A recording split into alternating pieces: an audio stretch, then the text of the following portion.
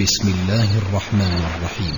اللهم اغفر لآبائنا وأمهاتنا، اللهم اغفر لآبائنا وأمهاتنا، اللهم اغفر لآبائنا وأمهاتنا، اللهم ارفع قدرهم.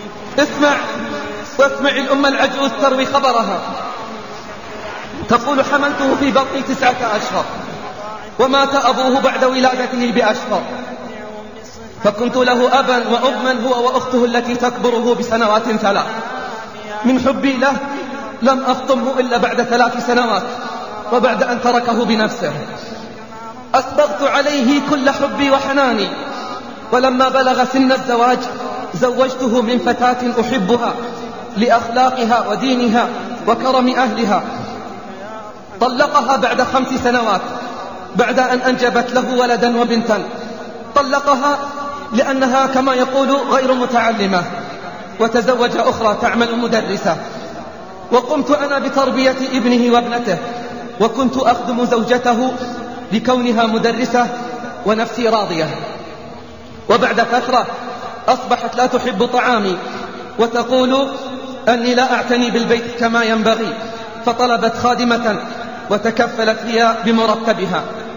ولما جاءت الخادمة استغنوا عن خدماتي، وأصبحت ضيفة ثقيلة على زوجة ابني.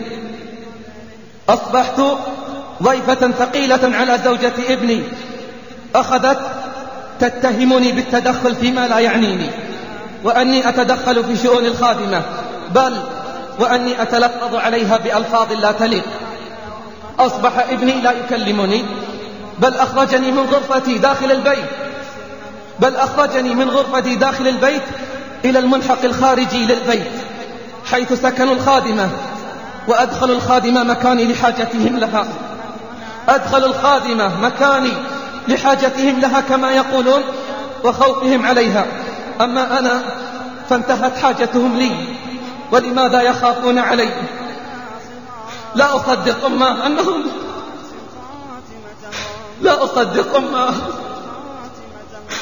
أنهم فعلوا هذا بك. تقول: تحملت هذا ورضيت، وكتمت غيظي، لأنه ابني أحبه، ثم لأجل ولده وبنته من زوجته الأولى. في يوم عدت من زيارة ابنتي التي تسكن في مدينة أخرى، فلما توجهت إلى الملحق الذي أسكن فيه وجدت عفشي وفراشي وصندوقي الصغير قد وضع خارج الغرفة. ولما طرقت الباب عليهم أسألهم عن السبب، قالت زوجة ابني وابني يقف خلفها: لقد احتجنا للملحق ليكون مستودعا لأغراضنا. قالت: وأنا أين أذهب وفي مثل هذا الوقت؟ قالت، يعني الزوجة، قالت: اذهبي إلى أي مكان إلا داخل البيت، وأرض الله واسعة. لا أصدق أماه أنهم يفعلون هذا بك. أين القلوب؟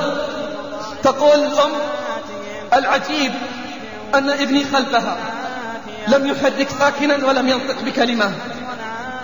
طرقت باب الجيران في جو شديد البرودة، فلما دخلت على جارتنا قلت: أريد أن أبيت عندكم الليلة. فاستغربت ماذا أقول لها، فصارحتها، فبكت غير مصدقة. قلت لها: فقط سأبات عندكم الليلة، ثم في الصباح ستأتي ابنتي لتأخذني. فقالت: لا عليك، والبيت بيتك.